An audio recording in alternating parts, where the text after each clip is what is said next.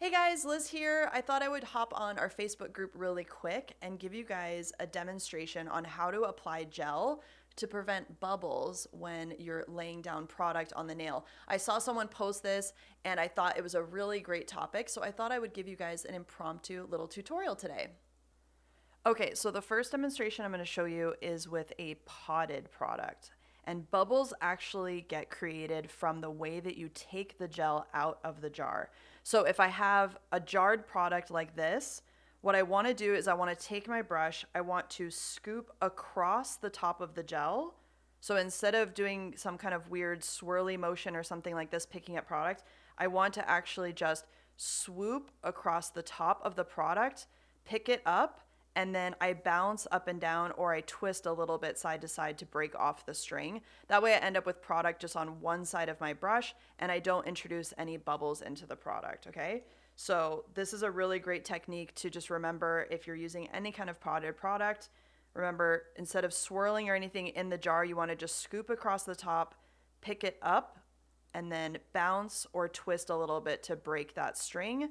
And the string will usually go back and attach back up to the brush, and then you're ready to go. Depending on how thin the product is, you can keep the brush kind of moving so that it doesn't just drip back off. This one is almost like thin honey consistency, and it just depends on what kind of product you're using. The thicker the product, the more you want to think about that scooping motion because it's really easy to introduce bubbles into product. The second product is going to be a bottled product. So with a bottled product, what we want to do is we want to take the brush and we always want to just pull out and scrape off on one side. And the biggest thing that happens with bottled product is that if you have a bunch of product on the actual brush and you just go and kind of smush it back in the bottle like that, it's almost like pumping mascara. If you guys ever learned that you were supposed to pump your mascara like this before you put it on, that actually introduces air into the bottle. So you can also use this technique for improving your mascara. With mascara, same thing. You're going to want to kind of twist inside to scrape stuff off of the inside of the container. Same thing goes for gel. You're going to want to just do like a scraping motion. You can keep the bottle to the side a little bit, and then you're going to pull straight out so that you don't end up with pumping air into the brush bristles and into the actual bottle itself. Now, when it comes to laying product, I'm going to show you how we go about doing this so that you can eliminate bubbles and also how you can massage them out. Okay, so let's start with the potted product first. So remember I said you're going to take your brush, you're going to scoop across the top of the product, you're going to pick up and bounce, and you can even twist side to side to break that little string, keeping it inside. I don't like the flicking back and forth because you end up getting gel all on the rings of your, like on the threads of your jar. So to keep the jar nice and clean, I don't recommend flicking like this if you've ever seen somebody do that. I actually just recommend scooping up, twisting side to side so that that brush stays centered, and then you can go up and down to break the string and all the product will stay right in the jar. That way your jars don't get super dirty. All right, first step, I'm going to do this on a form just to show you guys how important it is to kind of roll product off. So instead of immediately pressing product and again introducing air, what we want to do is we want to kind of roll the product off onto the nail form. So I always kind of use my brush as if it's a spatula. I don't think of my brush as little independent fibers or anything. I think about it like one big spatula. I'm always kind of pretending like it's a silicone spatula or metal spatula, and I roll product off. Then I just make contact with the gel to move it around to create whatever length and shape that I want. So just massage the product on top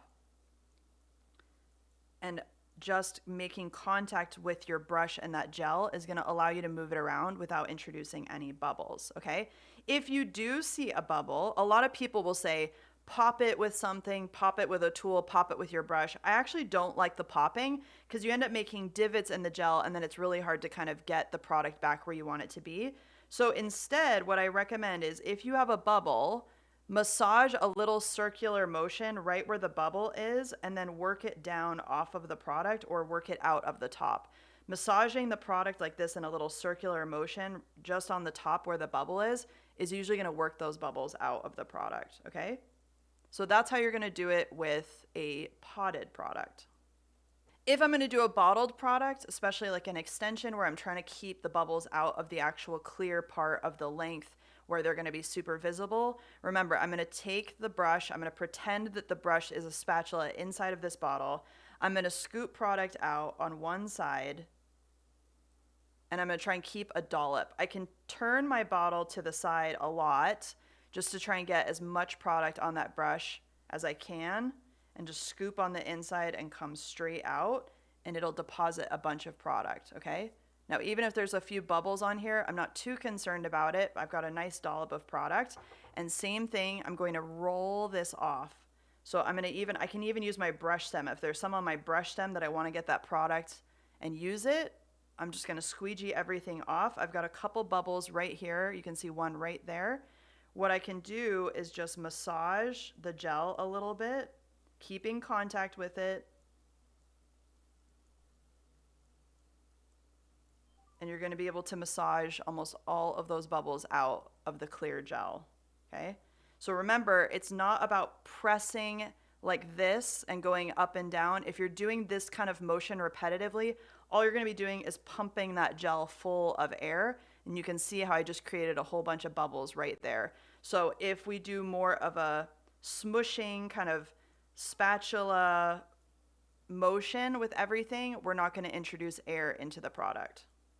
All right, guys, there you have it. I hope today's video has helped you understand a little bit more about bubbles. Truly dealing with them comes from prevention. So we want to be extra cautious about how we're taking the product out of our container, how we're putting the product back in. And I wanted to leave you with one additional little tidbit that might be helpful to some of you. If you have introduced a bunch of air into a given bottle or jar, and the actual jar or bottle itself just seems like it is full of bubbles, gentle heat can sometimes help with getting those bubbles out of the product. This doesn't always work with every single viscosity of gel, but it is a little trick that sometimes is a great thing to try.